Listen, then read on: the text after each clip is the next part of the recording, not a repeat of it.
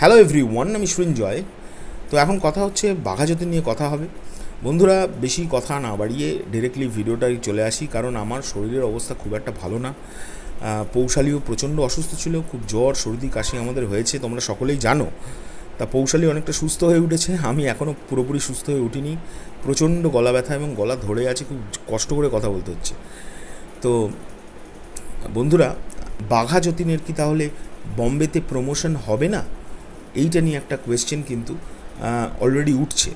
প্রচুর প্রচুর ছেলেমেয়েরা আমাকে জিজ্ঞেস করছেন হোয়াটসঅ্যাপে। আমাদের যে একটা গ্রুপ আছে, তোমরা নিচে গ্রুপটার দেখবে ডেসক্রিপশন বক্সে লিঙ্ক দেওয়া আছে, সেখানে প্রচুর কোয়েশ্চেন আসছে, প্রচুর। সঞ্জয়দা, বম্বেতে তো দেবদা গেলেন এবং সায়ন্তন গিয়েছিল সঙ্গে, তারা ফিরেও এলেন, তাহলে বম্বের প্রমোশনটা কী, মানে প্ল্যানিংটা কী? দেখো বন্ধুরা, খুব পরিষ্কার বলছি, তারা প্রোডাকশন হাউসের তরফ থেকে কী প্ল্যান করছেন এক্স্যাক্টলি সেটা তো আমরা জানি না, বাট এটুকুনি যা আঁচ পাচ্ছি সেটা হচ্ছে খুব মানে স্মল স্প্যামে প্রমোশন করা হবে বম্বের দিকে, মানে বাইরে, ওয়েস্ট বেঙ্গলের বাইরে। সেই স্মল স্প্যামে প্রমোশনটাও কিন্তু খুব ইন্টারেস্টিং হওয়ার মানে হবে আশা করা যাচ্ছে।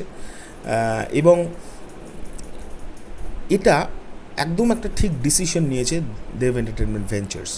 তার প্রধান কারণ হচ্ছে, বন্ধুরা দেখো, চেঙ্গিজ যখন রিলিজ করেছিল, চেঙ্গিজ একটা বিকট আকৃতির বিভৎস বড় প্রমোশন প্ল্যানিং করেছিল আউটসাইড অফ কলকাতা, বাট কলকাতাতে কিন্তু মাত্র 3টি ইভেন্ট হয়েছিল চেঙ্গিজের। আমি মনে করি দেব এন্টারটেনমেন্ট ভেঞ্চার্স একদম ঠিক কাজ করছে। নিজের জায়গাতে প্রমোশন কম করে বাইরে প্রমোশন বেশি করার চেয়ে নিজের জায়গায় প্রমোশন করা সবচেয়ে ভালো।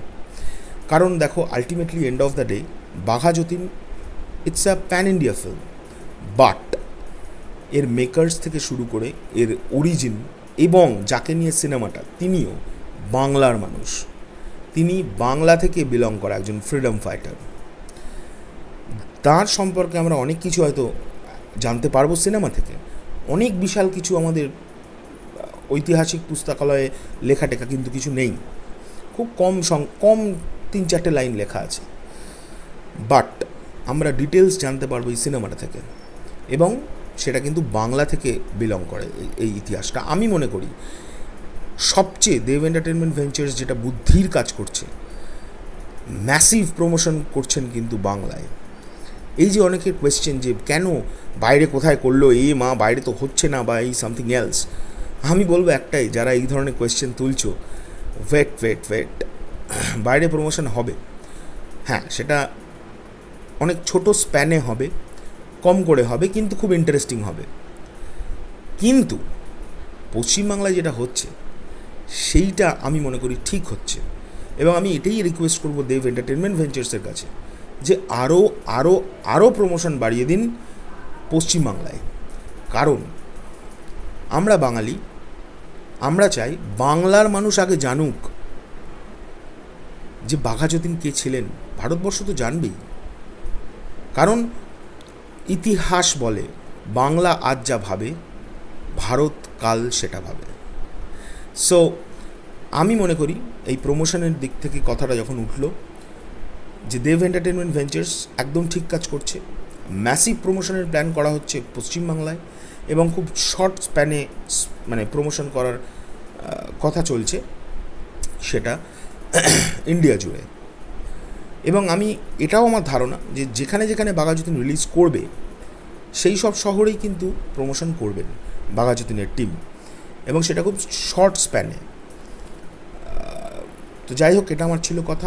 তৃতীয় নম্বর কথাটা খুব আনন্দের সঙ্গে জানাই, বুকমাই শোতে এই যে একখানা অন্য আর একটা সিনেমার সঙ্গে টানাপোড়েন চলছিল বাঘাযতীনের, যে কোনো সময় সেই সিনেমার ইন্টারেস্ট রেট বেড়ে যাচ্ছে, কোন সময় বাঘাযতীন পিছিয়ে যাচ্ছে, লাস্ট 2 দিন বাঘাযতীনকে টক্কর দিতে কেউ পারছে না ইন্টারেস্ট রেটের দিক থেকে।